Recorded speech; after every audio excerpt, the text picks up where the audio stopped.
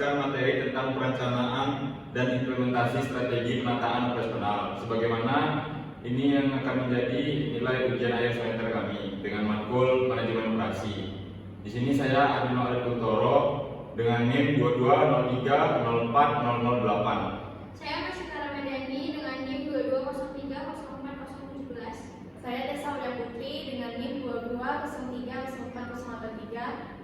Dengan saya Ini Kurniawati dengan NIM 22030408. Dengan saya Panitia Rosi dengan NIM 22030404. Baiklah, kami akan memaparkan materi dari masing-masing anggota kami. Selamat menyaksikan.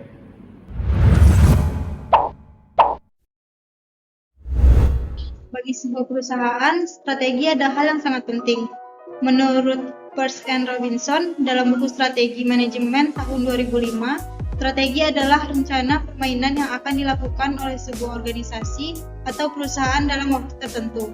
Dalam strategi yang baik, terdapat tujuan dan sasaran yang ingin dicapai, serta bagaimana langkah untuk mewujudkannya. Untuk dapat mewujudkan strategi tersebut, kamu harus terlebih dahulu tahu langkah implementasi strategi yang tepat. Strategi sendiri dilakukan dalam 2 tahap, yakni dengan membuat rumusan, kemudian melakukan implementasi strategi. Apa sih sebenarnya implementasi strategi dan bagaimana cara kamu melakukannya? Implementasi strategi melibatkan serangkaian langkah konkret. Berikut adalah panduan umumnya. Yang pertama, penetapan prioritas. Yang kedua, alokasi sumber daya. Yang ketiga, pengorganisasian tim. Yang keempat, komunikasi efektif. Yang kelima, pelaksanaan kebijakan. Yang keenam, pemantauan dan evaluasi. Yang ketujuh, kepemimpinan yang efektif. Dan terakhir, fleksibilitas dan responsif. Ingatlah bahwa implementasi strategi bukanlah proses yang statis dan memerlukan adaptasi sesuai dengan perubahan kondisi.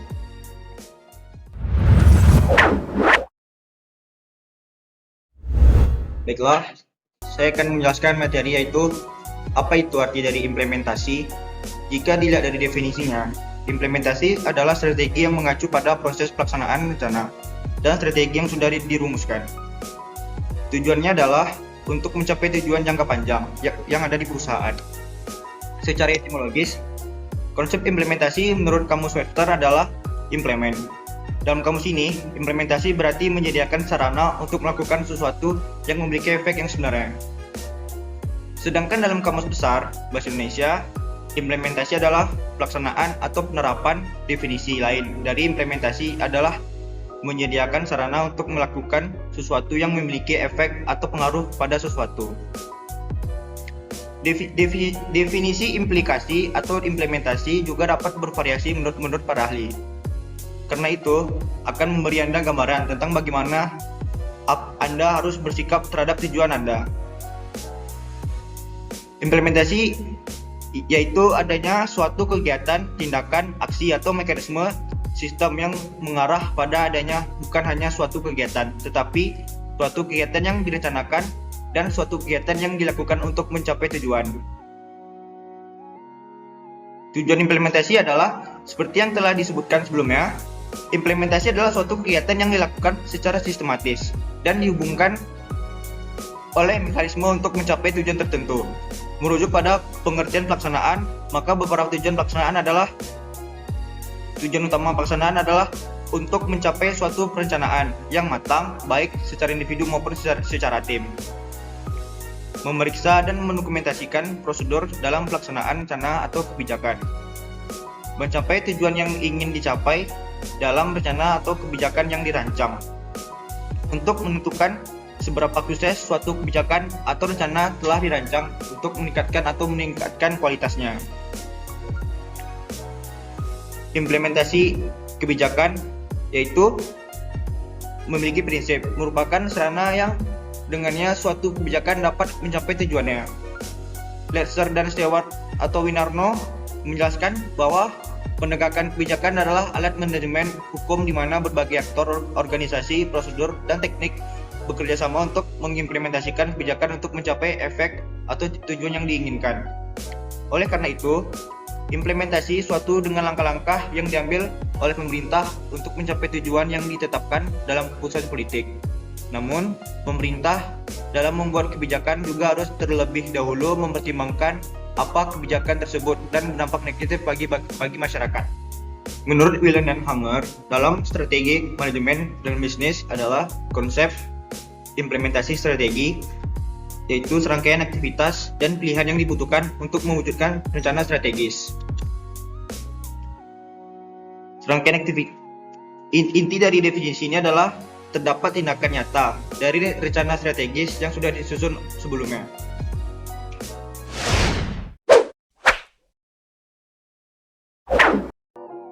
Selanjutnya ada manajemen strategi. Apa itu manajemen strategi? Seni dan ilmu penyusunan, pelaksanaan, dan mengevaluasi keputusan lintas finishnya.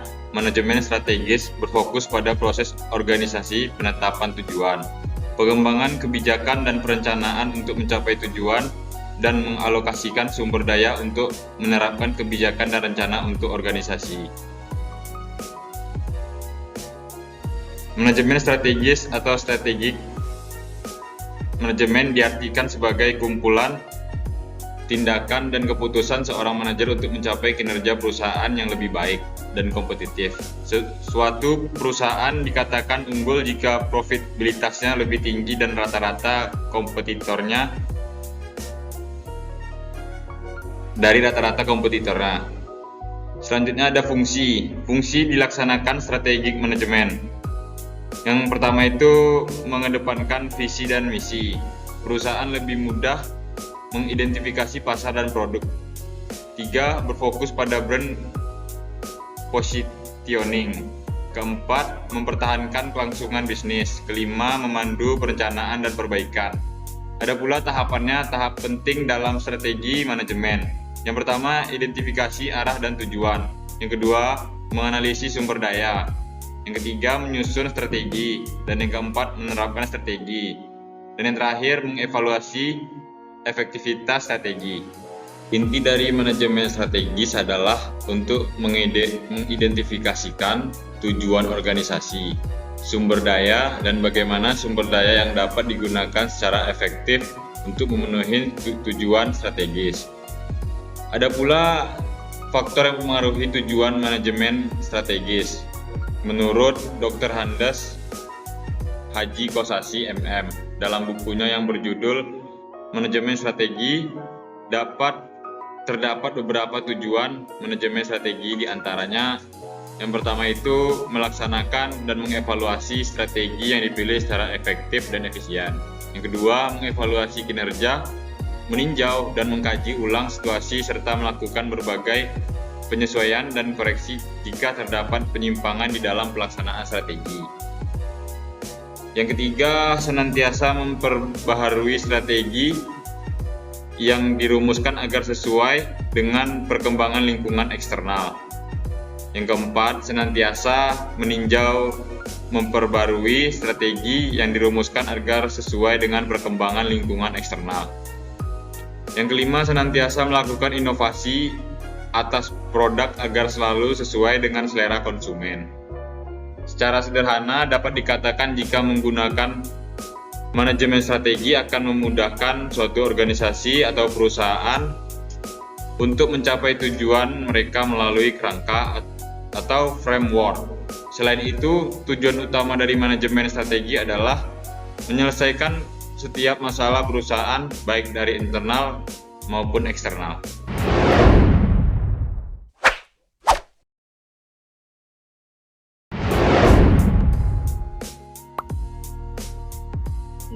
Menurut Hussein Umar, tahun 1999, halaman 86, manajemen strategik dapat dikatakan sebagai suatu seni dan ilmu dalam perihal pembuatan, formulating, penerapan, dan evaluasi. Keputusan-keputusan strategis antara fungsi yang memungkinkan sebuah organisasi mencapai tujuannya pada masa mendatang atau masa depan. Oleh karena itu, dapat disimpulkan manajemen strategik merupakan rangkaian kegiatan pengambilan keputusan dari berbagai bagian guna mencapai tujuan organisasi atau perusahaan. Dimensi manajemen strategik ada dua. Yang pertama, dimensi waktu dan orientasi masa depan. Yang kedua, dimensi internal dan eksternal. Analisis internal, penilaian internal lebih menitiberatkan kepada kekuatan, strength, dan kelemahan weakness yang dimiliki oleh perusahaan. Manajemen strategi berupaya memperbaiki kelemahan yang dimiliki oleh perusahaan, meningkatkan kekuatannya sehingga menjadi kemampuan yang khas bagi perusahaan demi menciptakan keunggulan yang kompetitif. Penilaian internal melibatkan proses pengumpulan, asimilasi, dan evaluasi informasi atas operasi perusahaan. Selain itu, penilaian internal juga melibatkan berbagai level atau divisi sehingga koordinasi antar level menjadi penting. Setiap manajer atau pegawai diharapkan mengetahui peran mereka dan keberhasilan organisasi.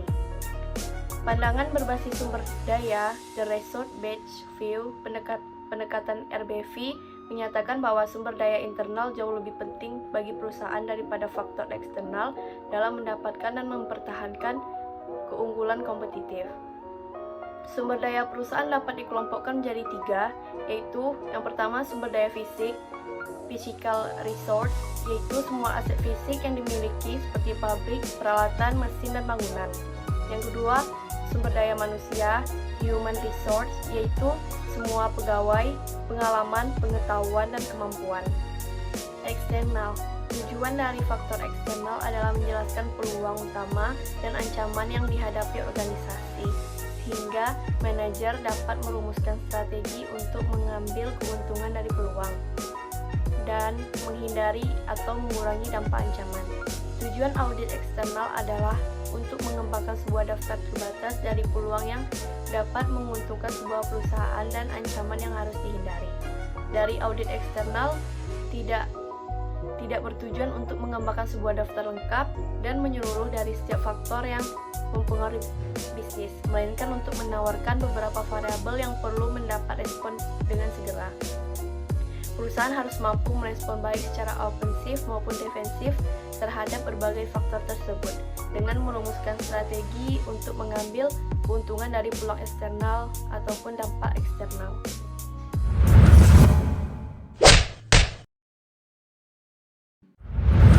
Kesimpulan dari manajemen implementasi strategi adalah bahwa pelaksanaan strategi memainkan peran kunci dalam keseluruhan proses manajemen strategi. Keberhasilan strategi bergantung pada kemampuan organisasi untuk mengimplementasikan rencana dengan efektif, mengelola perubahan, dan memastikan bahwa semua tingkat organisasi terlibat secara konsisten. Proses ini memerlukan koordinasi, komunikasi, dan pemantauan yang cermat agar strategi dapat dijalankan dengan sukses.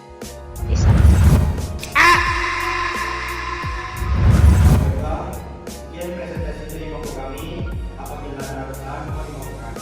Wabillahi taufiq wal hidayah. Wassalamualaikum warahmatullahi wabarakatuh.